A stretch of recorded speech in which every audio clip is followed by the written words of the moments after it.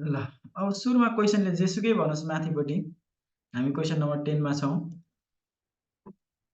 माथि मैले पढिनँ सुरुमा हामीले यसको ब्यालेन्स सिट र इन्कम स्टेटमेन्टलाई एकचोटि हेरौँ ल। ब्यालेन्स सिटमा के देखियो भन्दाखेरि यो कम्पनीको टोटल एसेट्स कति रहेछ? 7 लाख बराबरको टोटल एसेट्स रहेछ। टोटल लायबिलिटिज पनि 7 लाखकै रहेछ। टोटल एसेट्स र टोटल लायबिलिटिज बराबरी हुँदो रहेछ। अब यहाँ हेर्नु न लायबिलिटिज हामीलाई एसेट साइडको त कामै छैन। लायबिलिटिज साइडतिर हेरौँ। अब लायबिलिटिज साइडमा डेब्ट भनेको के हो भन्दाखेरि यो डेब्ट भनेको ऋण हो। कम्पनीले हालको अवस्थामा अहिलेको अवस्थामा चाहिँ ऋण कति खाएको रहेछ हेर्नु त 1,40,000 ऋण खाएको रहेछ। यहाँ डेब्ट भनेर दिएको छ नि हालको अवस्थामा अहिलेको अवस्थामा चाहिँ कम्पनीले ऋण 1,40,000 खाएको रहेछ। त्यसो भए ऋण खाएपछि त के तिर्नुपर्छ कम्पनीले? ब्याज त तिर्नु पर्यो नि त। त्यसो अहिलेको अवस्थामा कम्पनीले चाहिँ ब्याज कति तिर्दै रहेछ? 8%। के को 8%? ऋणको 8%। ऋण कति छ? 1,40,000। त्यसो भए यसले इन्ट्रेस्ट कति तिर्दैछ? 1,40,000 को 8%। 8% अफ 1,40,000 यसले ब्याज तिर्दैछ। यो कुरो कसरी थाहा भयो हामीलाई? ब्यालेन्स सिट हेरेर। अब कम्पनीले सेयर पनि इस्यु गरेको रहेछ क्या। 10 रुपियाँ गोटाको दरले सेयर बेचेको रहेछ। 10 रुपियाँ गोटाको दरले सेयर बेचेको रहेछ। कति बराबरको सेयर बेचेको रहेछ? 3,50,000 बराबरको सेयर बेचेको रहेछ। भनेपछि कतिवटा सेयर बेचेको रहेछ हालको अवस्थामा कम्पनीले भन्दाखेरि नम्बर अफ सेयर कति रहेछ? 3,50,000 डिभाइडेड बाई 10 भनेको 35,000। हेर्नु है यो इन्फर्मेसन ब्यालेन्स सिटबाट हामी हेर्दैछौँ। कम्पनीले ऋण खाएको रहेछ 1,40,000। ऋण खाएपछि ब्याज तिर्नु पर्यो 8%। 8% ब्याज भनेको कति हुन्छ? 1,40,000 को 8% कति हुन्छ? अहिले निकालिहाल्छौँ हामी यहाँ। इन्ट्रेस्ट हालको अवस्थामा यति ब्याज तिर्दैछ। अनि सेयर बेचेर पनि पैसा ल्याएको रहेछ। सेयर कतिको दरले बेचेको रहेछ? 10 रुपियाँको दरले बेचेको रहेछ। कति बराबरको? 3,50,000 बराबरको। भनेपछि कतिवटा सेयर बेचेको रहेछ? 35,000 वटा सेयर बेचेको रहेछ। यति कुरो हामीलाई थाहा भयो। अब बिक्री कति छ भन्दाखेरि 21 लाख बराबरको बिक्री छ। त्यसमा टोटल कस्ट कति दिएको छ? एक्सक्लुडिङ इन्ट्रेस्ट, इन्ट्रेस्ट नकाटिँदाको टोटल कस्ट दिएको छ यति। अहिले इन्कम स्टेटमेन्ट त अहिले हामी हेरिहाल्छौँ। त्यसो भए अब माथिपट्टि जाउँ। यति कुरो थाहा भइसकेपछि माथिपट्टि जाउँ। The corporation plans to expand assets by 50%। अब कम्पनीले चाहिँ आफ्नो एसेट्सलाई 50% ले बढाउन खोज्दैछ क्या। अहिले उसको एसेट्स कति छ? 7 लाख रुपियाँको सम्पत्ति त अहिले नै छँदैछ। अझै आफ्नो सम्पत्तिलाई एक्सपान्ड भनेको बढाउन। कतिले बढाउन खोज्दैछ? 50% ले बढाउन खोज्दैछ। 7 लाखलाई 50% ले बढाउनु भनेको अब 50% कति हुन्छ? 50% अफ 7 लाख गर्दाखेरि कम्पनीलाई अब कति पैसा चाहिएको छ? 3,50,000 पैसा चाहिएको रहेछ। किन? उसले आफ्नो सम्पत्तिलाई 50% ले बढाउन खोज्दैछ। 50% ले बढाउनु भने उसलाई पैसा कति आवश्यक परेको छ? अब 3,50,000 पैसा आवश्यक परेको छ। To finance the expansion it is choosing between straight 11% डेब्ट इस्यु एन्ड कमन स्टक। अब उसलाई यो पैसा 3,50,000 चाहिँ ल्याउनको लागि दुईटा अप्सन रहेछ। It is choosing between straight 11% डेब्ट। एउटा भनेको ऋण खोजेर ल्याउन सक्ने रहेछ। ऋण खोजेर ल्याउँछ भने ब्याज कति तिर्नुपर्छ? 11% ब्याज तिर्नुपर्छ। होइन अब अर्को अप्सन अर्को अल्टरनेटिभबाट जाने हो भने यसले यो पैसा सेयर बेचेर पनि ल्याउन सक्ने रहेछ। हेर्नु है यसलाई पैसा चाहिएको छ 3,50,000। यो 3,50,000 ल्याउनको लागि उसलाई 11% दुईटा अप्सन छ। एउटा ऋण खोजेर ल्याउन सक्छ, अर्को सेयर बेचेर ल्याउन सक्छ। ऋण खोजेर ल्याउने हो भने उसले ब्याज कति तिर्नुपर्छ? 11% तिर्नुपर्छ। It's current balance sheet and income statement are shown below. अब हालको अवस्थाको ब्यालेन्स सिट र इन्कम स्टेटमेन्ट तल दिएकै छ। मैले यहाँनिर अघि बुझाइहालेँ। इफ लालटिन कर्पोरेसन फाइनेन्स रुपिस 3,50,000। ओ यो 3,50,000 भन्यो नि यो कहाँबाट ल्यायो क्वेसनले भन्दाखेरि यो 3,50,000 कहाँबाट ल्यायो? अघि मैले यहाँ भने नि उसलाई चाहिएको पैसा 3,50,000 हो। कसरी थाहा भयो भन्दाखेरि उसले आफ्नो एसेट्सलाई 50% ले बढाउन खोज्दैछ। एसेट्सलाई 50% ले बढाउनको लागि उसलाई 3,50,000 पैसा चाहिएको छ। हो त्यही 3,50,000 चाहिँ इफ द लालटिन कम्पनी फाइनान्स 3,50,000 एक्सपान्सन विथ डेब्ट। यसले ऋणबाट यो पैसा ल्यायो भने द रेट अफ इन्क्रिमेन्टल डेब्ट विल बी 11%। उसले थपेको थप ऋणमा चाहिँ उसले कति पर्सेन्ट ब्याज तिर्नुपर्छ? 11% ब्याज तिर्नुपर्छ। जुन यहाँ माथि भनेकै कुरो यही कुरो दोहोऱ्याउँदैछ क्वेसनले। And the price earning ratio of the common stock will be 8 times. अब पी रेसियो चाहिँ कति मेन्टेन गर्नुपर्छ? डेब्टबाट पैसा ल्याउँदाखेरि उसले 8 टाइम्स। यसको पी रेसियो चाहिँ 8 टाइम्स हुन्छ अरे। पी रेसियो हामीलाई कहाँ काम आउँछ भन्दाखेरि अहिले P0 निकाल्नको लागि काम आउँछ। If the expansion is financed by equity, अब यसले यो पैसा चाहिँ इक्विटीको थ्रुबाट ल्यायो भने, सेयर बेचेर ल्यायो भने the new stock can be sold at ₹25। नयाँ एउटा स्टक चाहिँ कतिमा बेच्न सक्छ? 25 रुपियाँमा बेच्न सक्छ। त्यसो भए नयाँ सेयर कतिवटा बेच्नु पर्यो? उसलाई चाहिएको 3,50,000 पैसा, 3,50,000 थप पैसा चाहिएको छ। यो 3,50,000 पैसा चाहिँ सेयर बेचेर ल्याउँछ भने थप नयाँ सेयर कतिमा बेच्नुपर्छ? 25 रुपियाँको दरले बेच्नुपर्छ। त्यसो भए उसले कतिवटा सेयर बेच्नुपर्छ? 3,50,000 डिभाइडेड बाई 25 गर्नु त कति आउँछ? 3,50,000 डिभाइडेड बाई 25, क्याल्कुलेटर छ भने गरिदिनु कसैले। 14,000 सर। 14,000। यसले चाहिँ थप नयाँ 14,000 वटा सेयर बेच्नुपर्ने रहेछ, सेयर इस्यु गरेर पैसा ल्याउँदाखेरि। अब यो कमन स्टकको थ्रुबाट पैसा ल्याउँछ भने यसले पी रेसियो कति मेन्टेन गर्नुपर्छ? 10 टाइम्स मेन्टेन गर्नुपर्छ। यो माथि गिभन थियो हामीलाई, यति कुरो क्वेसनले गिभन दिएको थियो। अब तलपट्टि जाउँ। तलपट्टि ए नम्बरमा क्वेसनले के निकाल भनेको छ भन्दाखेरि, यहाँ पी रेसियो युज गरेर P0 कसरी निकाल भन्दो रहेछ भन्दाखेरि, P ratio into EPS multiply गरेर मार्केट प्राइस निकाल भनेको छ। क्वेसनले यहाँ देखाइदिएकै छ। मार्केट प्राइस कसरी निकाल्नु अरे भन्दाखेरि, पी रेसियो र इपिएस युज गरेर मार्केट प्राइस निकाल्नु पर्नेछ। अब assuming that the earning before interest and tax EBIT are 10% of sales, अब EBIT चाहिँ सेल्स को कति छ अरे? 10% छ अरे। EBIT चाहिँ सेल्स को 10% छ अरे। What are the earning per share, अब what are the earning per share निकाल्नु पर्ने छ। हामीले निकाल्नु पर्ने छ EPS निकाल्नु पर्ने छ। What are the earning per share भनेर सोधिसक्यो क्वेसन। EPS निकाल्नु पर्ने छ। At sales level of ₹7 lakh, 14 lakh, 21 lakh, 28 lakh, when the financing is with common stock, यदि उसलाई चाहिएको पैसा चाहिँ सेयरबाट ल्यायो भने, when the financing is with debt, उसलाई चाहिएको पैसा चाहिँ ऋण खोजेर ल्यायो भने हामीले के निकाल्नु पर्नेछ? EPS निकाल्नु पर्नेछ। अब सिम्पली EPS निकाल्ने फर्मुला हाम्रो के हो? Net income by number of share हो। अब हामीलाई क्वेसनले नेट इन्कम दिएको छैन, त्यसै सुरुमा नेट इन्कम निकाल्नु पर्यो। कहाँबाट निकाल्नु पर्यो भन्दा इन्कम स्टेटमेन्ट बनाएर। त्यसो भए ए नम्बरमा डाइरेक्ट, अब मैले गिभन बुझाएँ मात्रै लेखिन ल, लेख्न थालेँ भने टाइम धेरै जान्छ, भ्याइँदैन फेरि। ए नम्बरमा ए को पनि 1 फर्स्ट पार्टमा if the financing is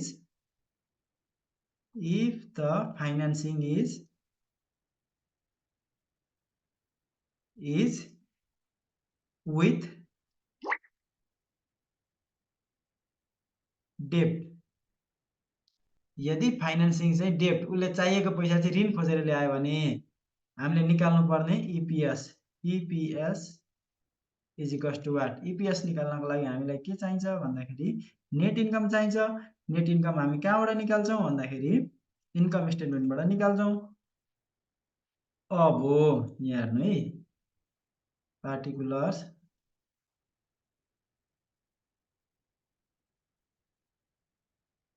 sales कति कति हुँदाको छ हामीलाई यो पनि भन्दाखेरि, सेल्स 7 लाख, 14 लाख, 21 लाख, 28 लाख। सेल्स यहाँ चाहिँ हाम्रो सेल्स हो, यहाँ सेल्स पनि दिएको छ।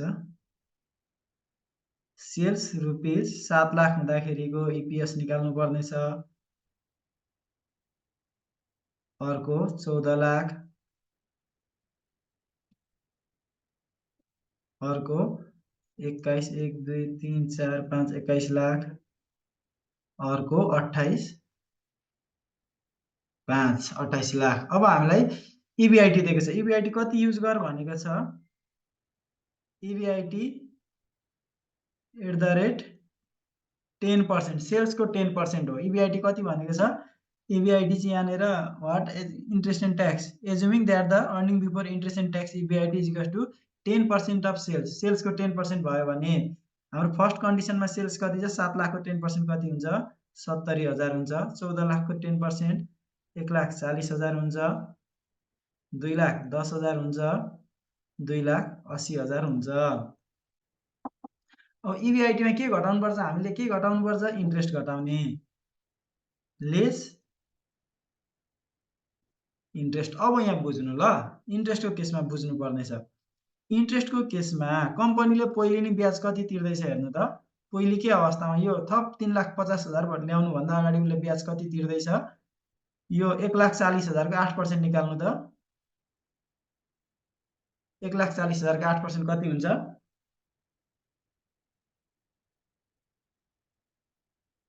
गर्नु कति हुन्छ 1,40,000 को 8% एकजनाले क्याल्कुलेटर लिएर बस्दिनु न सजिलो हुन्छ हामीलाई हिसाब गर्न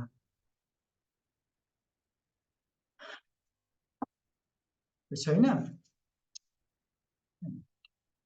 1,40,000 into 0.08 11,200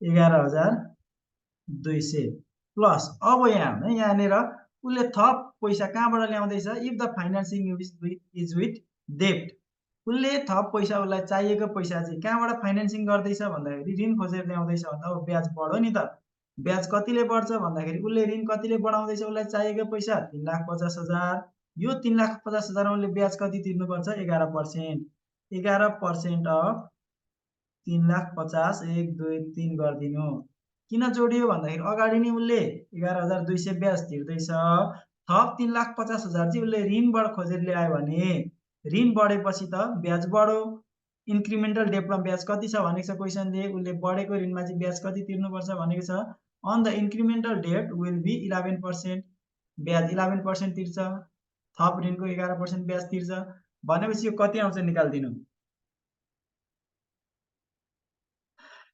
यो निकाल्दिनु कति आउँछ 3,50,000 को 11%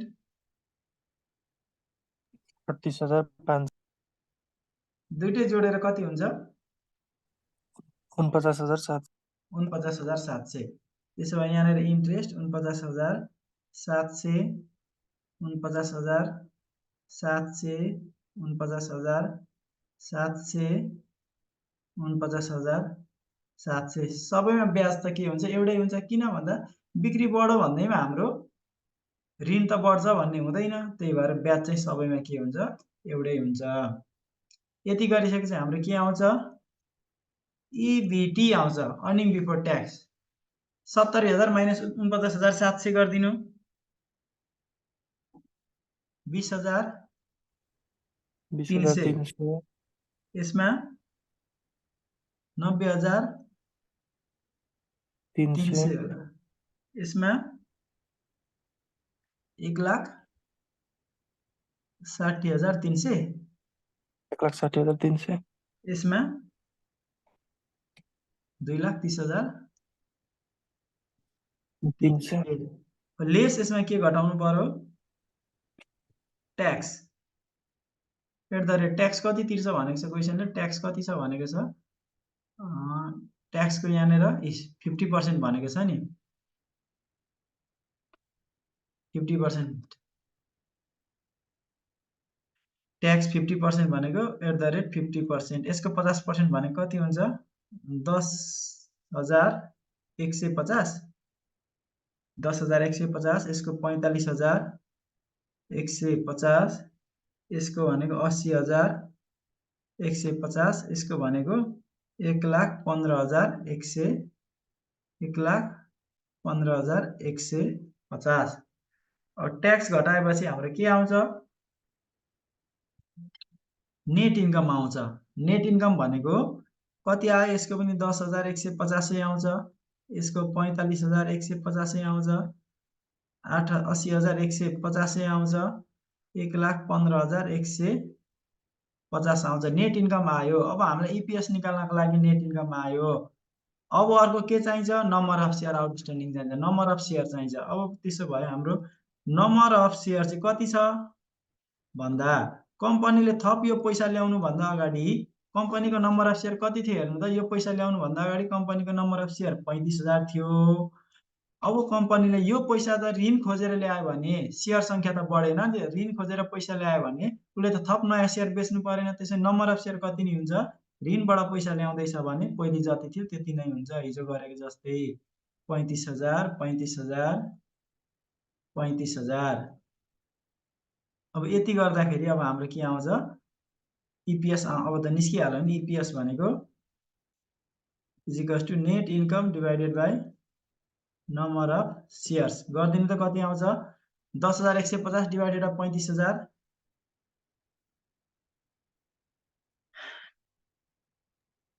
0.29 0.29 45,150 डिभाइडेड बाई 35,000 1.29 1.29 यसको 2.29 2.29 3.29 3.29 अब हामीले यदि यो कम्पनीले आफूलाई चाहिएको पैसा चाहिँ ऋण खोजेर ल्यायो भने यसको इपिएस निकाल्यौँ। अब यही कम्पनीले अर्को पनि त सोधेको छ नि यही क्वेसनले। अब कम्पनीले आफूलाई चाहिएको पैसा चाहिँ कमन स्टकबाट ल्यायो भने is financing with common stock. अब यही हिसाबलाई दोहोऱ्याउनु पर्यो। अब उसलाई चाहिएको पैसा चाहिँ कहाँबाट ल्यायो भने कमन स्टकबाट ल्यायो भने if the financing is done to एकै दोस्रो पार्ट है, यो एकै दोस्रो part if the financing is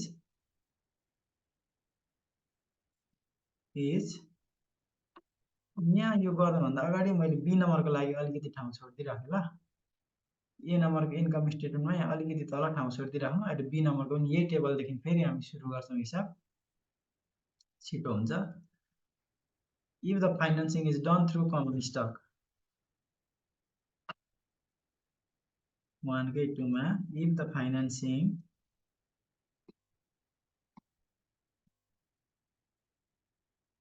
is made with common stock कम्पनीले आफूलाई चाहिएको पैसा चाहिँ सेयर बेचेर ल्यायो भने इपिएस निकाल्नु पर्नेछ। फेरि पनि हामीले इन्कम स्टेटमेन्टै बनाउनु पर्यो। इपिएस निकाल्नको लागि नेट इन्कम चाहिन्छ।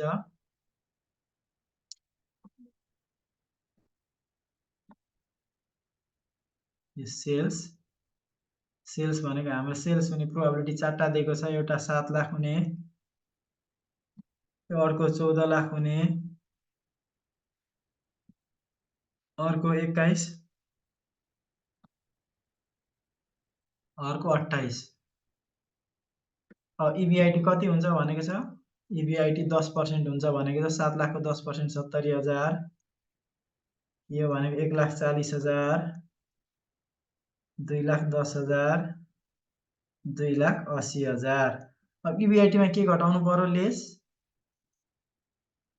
इन्ट्रेस्ट घटाउनु पर्यो। अब यहाँनिर इन्ट्रेस्टमा चाहिँ अब हामी किन कति घटाउने भन्दाखेरि 11,200 मात्रै घटाउने। 11,200 11,200 यो किन म भनिहाल्छु। 11,200 11,200 मात्रै। अघि चाहिँ हामीले इन्ट्रेस्टमा कति घटाएको थियो भन्दाखेरि यहाँ हेर्नु त 49,700 घटाइएको थियो। अहिले चाहिँ किन 11,200 मात्रै घटाउने भन्दाखेरि अब कम्पनीको सुरुमा ऋण कति थियो भन्दाखेरि 1,40,000 थियो। 1,40,000 मा 8% ब्याज तिर्दाखेरि उसले कति ब्याज तिरिरहेको थियो, 11,200 ब्याज तिरिराखेको थियो। यहाँ इन्कम स्टेटमेन्टमा पनि देखिएको छ। अब कम्पनीले थप 3,50,000 पैसा ल्याउन खोज्दै थियो। यदि थप 3,50,000 पैसा ऋणबाट ल्याउने हो भने ए नम्बरको केसमा ऋणबाट ल्याउँदै थियो। ए नम्बरको केसमा त उसको ऋण बढ्दै थियो नि त। ऋण बढेपछि के पनि बढेको थियो, ब्याज पनि बढेको थियो। यहाँनिर यो पछाडिको भनेको हाम्रो बढेको ब्याज थियो। अब अहिले यसकै अर्को पार्टमा चाहिँ कम्पनीले पैसा त ल्याउँदैछ, थप पैसा कति ल्याउँदैछ, 3,50,000 पैसा त ल्याउँदैछ। तर त्यो पैसा कहाँबाट ल्याउँदैछ, कमन स्टकबाट ल्याउँदैछ, सेयर बेचेर ल्याउँदैछ भने कम्पनीले सेयर बेचेर पैसा ल्याउनु भनेको त ऋण बढ्नु होइन नि त। ऋण त बढेन। त्यसो ऋण बढेन भने ब्याज पहिले जति तिर्दै थियो त्यति मात्रै तिर्छ। 11,200 11,200 11,200 11,200 पहिले उसले जति ब्याज तिर्दैछ त्यति मात्रै ब्याज तिर्छ। घटाइदिनु यो कति आउँछ माथिको केस र अहिलेको केसमा माथि ब्याज किन बढ्यो, यहाँ ब्याज किन बढेन बुझ्नु भयो कि भएन? यति बुझ्यो भने हिसाब बुझ्यो, सबै बुझ्यो।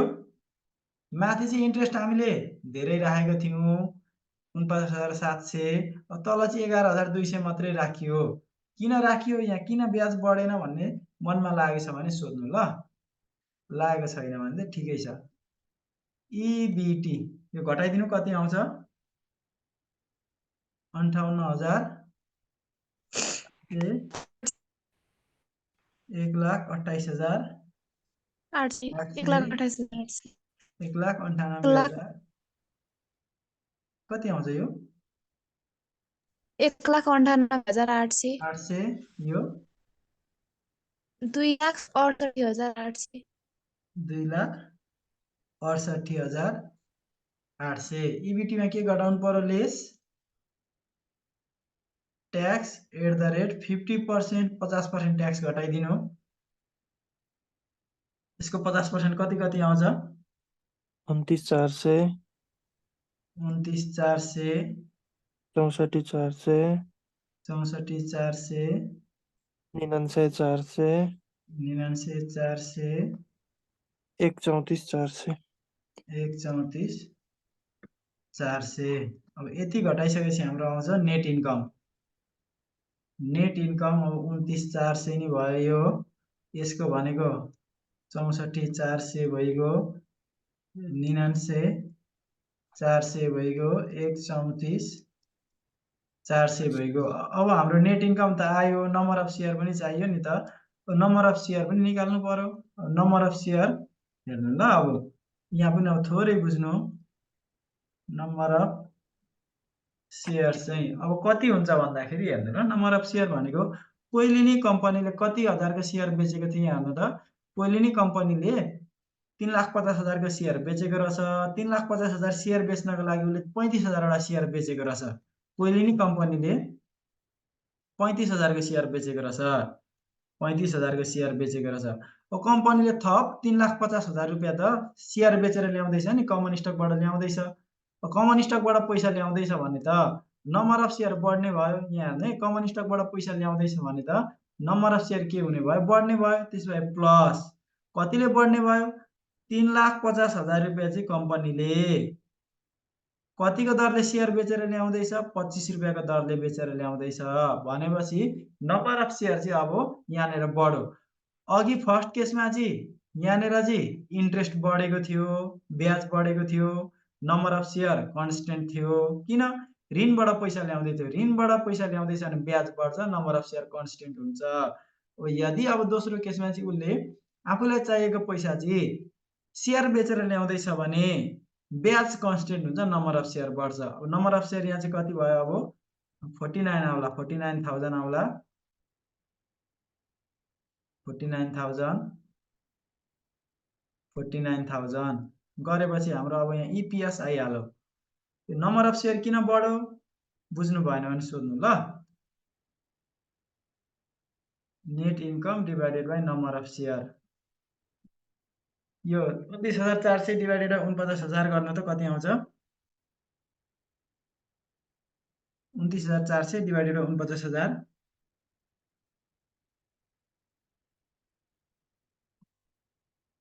गर्नु यो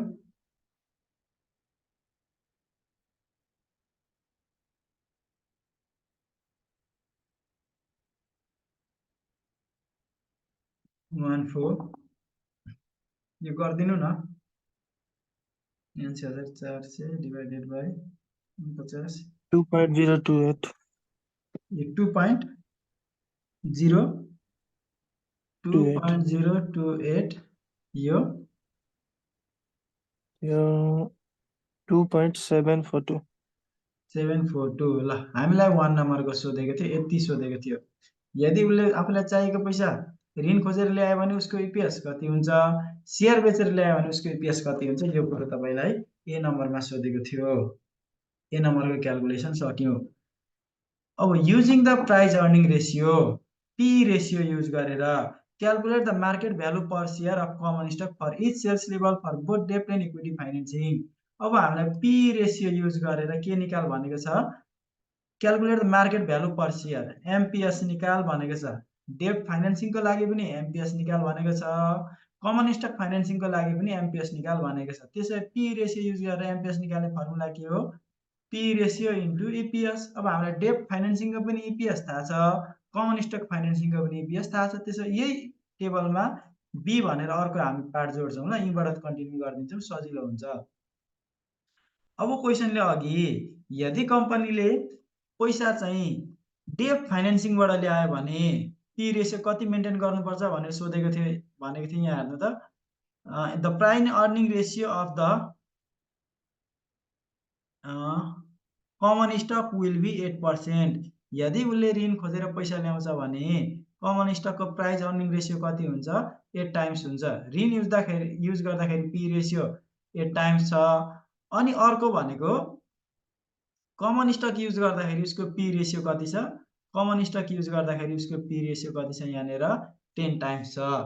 त्यसो भए हामीले डेब्ट फाइनेन्सिङमा पी रेसियो 8 टाइम्स युज गर्नु पर्यो, कमन स्टक फाइनेन्सिङमा पी रेसियो कति युज गर्नु पर्यो 10 टाइम्स युज गर्नु पर्यो। त्यसो डेब्ट फाइनेन्सिङमा छौँ हामी। यहाँ डेब्ट फाइनेन्सिङमा पी रेसियो सरी यहाँ P ratio is equals to 8 times 8 times 8 times 8 times. अब हामीलाई निकाल्नु पर्ने भनेको एमपीएस हो। MPS is equals to TE into EPS. यो 8 इन्टु 0.29 गर्नु त कति आउँछ, 8 इन्टु 1.29 गर्नु, 2 इन्टु 2 8 इन्टु 2.29 गर्नु, 8 इन्टु 3.29 गर्नु, कति कति आउँछ भनिदिनु मलाई।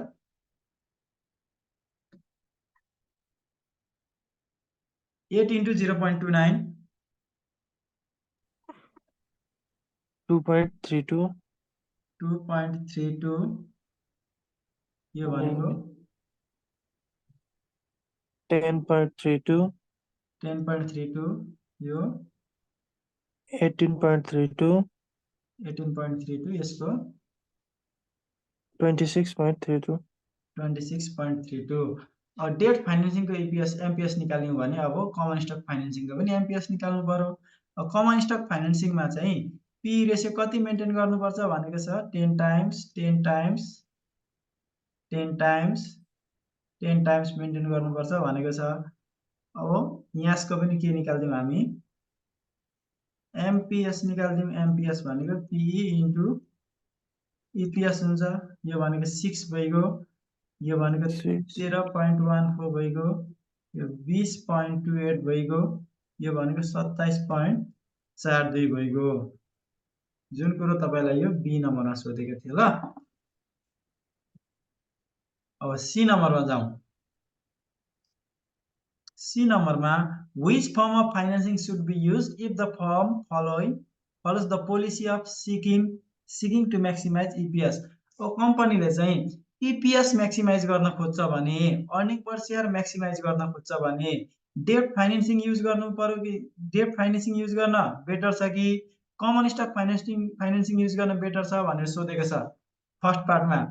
अब उसले EPS म्याक्सिमाइज गर्न खोज्छ भने EPS हेर्नु त कुनमा बढी छ, डेब्ट फाइनेन्सिङमा छ कि कमन स्टक फाइनेन्सिङमा छ EPS। EPS हेर्नु कमन स्टक फाइनेन्सिङमा होला EPS बढी। अब यदि कम्पनीले EPS म्याक्सिमाइज गर्ने हो भने कमन स्टक फाइनेन्सिङ प्रिफरेबल छ,